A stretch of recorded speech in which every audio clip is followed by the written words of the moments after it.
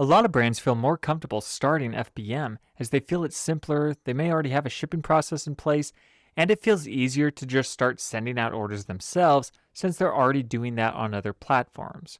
What most don't realize though is that choosing FBM can make it a lot harder to win the buy box, rank in searches, and convert customers.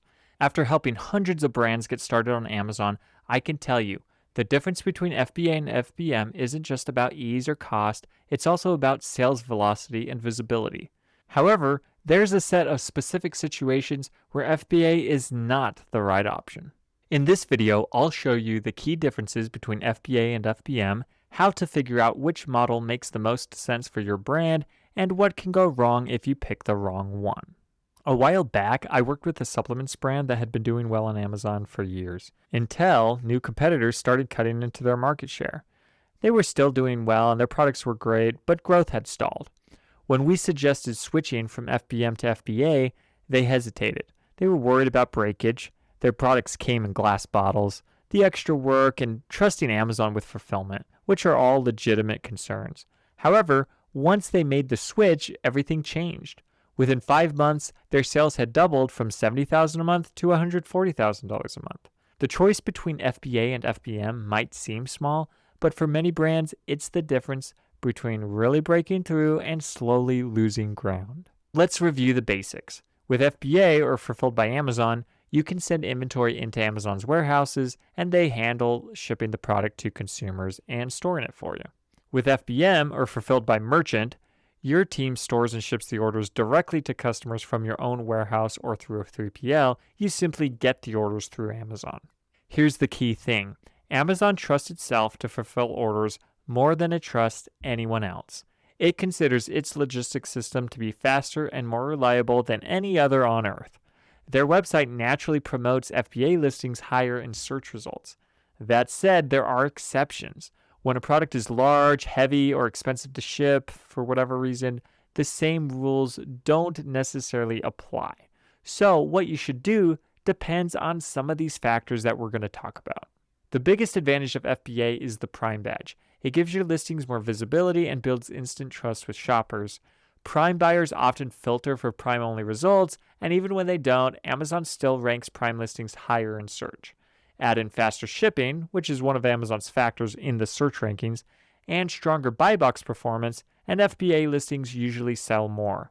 If your products are priced under about the $40 price point, being an FBA is almost a requirement to stay competitive. For new brands, this is even more important. It's common for new seller accounts to struggle to win the buy box when selling FBM for the first time. Yes, even if you're the only one selling your products, you still have to win the buy box. When you're not winning the buy box, customers cannot easily click the Add to Cart button. The price is often small or hidden.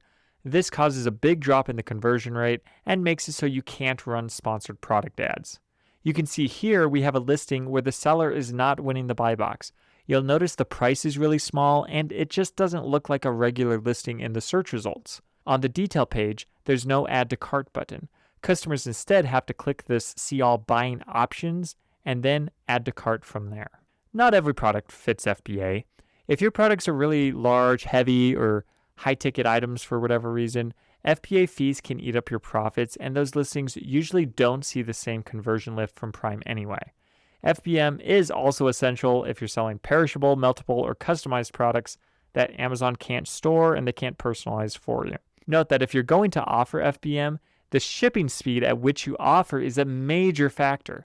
For example, if you can commit to a very quick handling time and 1 or 2 day shipping, that's going to cause sales to be quite a bit higher than offering 2-day handling time and 5-day shipping. For brands with huge catalogs, like apparel or parts, it's often smarter to keep top sellers in FBA and the rest FBM. With really big catalogs like that, it's hard to predict exactly how much you'll sell and consistently keep them all in FBA without sending in too much. Sometimes brands may not want to use FBA because their products are fragile. However, in this case, the best option is to actually pack up the products just like you would if you were shipping it to a customer and send it to FBA all packed up already. This way, you can make sure it gets to the customer safe and you're not relying on Amazon to pack it in a way that's appropriate because they usually won't do that. The biggest mistake is sending in too much inventory. After 6 months, you get these long-term storage fees and they keep going up each month.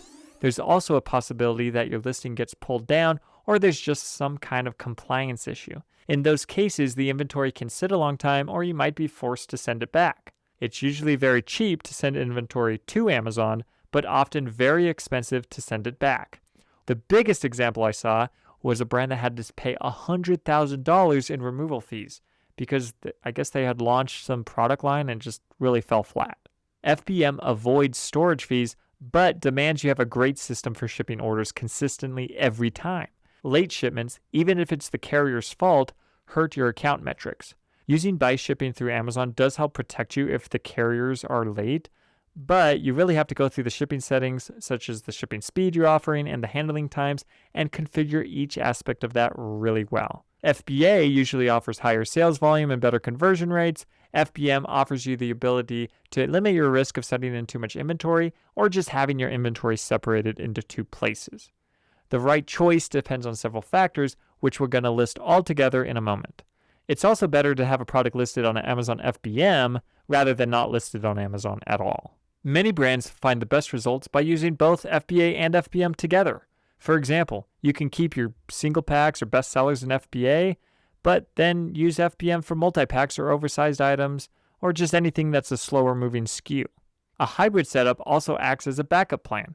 If you run out of FBA inventory or hit restock limits, having FBM as a backup keeps your sales flowing until you're able to restock FBA again. For most brands I work with, we try to always have FBM ready as a backup if we ever need it. Here's a quick framework to figure out which model fits your business. Calculate your cost.